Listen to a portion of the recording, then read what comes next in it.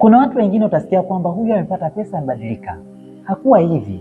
Alipopata pesa tu ndio ameanza kuwa hivi, ameanza kuonyesha tabia hizi kutokana na pesa.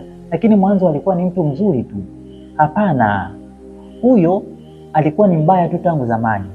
Sema tu zile shida ndizo ambazo zilizokuwa zimemfanya kwamba awe mnyenyekevu, zilimfanya awe mtulivu, zilimfanya awe mstaarabu, zilimfanya aweze kuwa na tabia njema, zilimfanya kwamba aweze kuwa na kauli nzuri, ziliweza kumfanya aweze kuonekana kwamba ni mtu ambaye ni bora sana.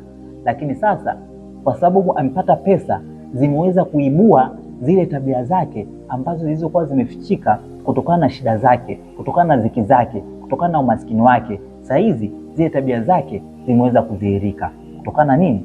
Kutokana na kwamba amepata pesa. Hivi sasa hizi unapomuona kwamba amebadilika, huyo hajabadilika.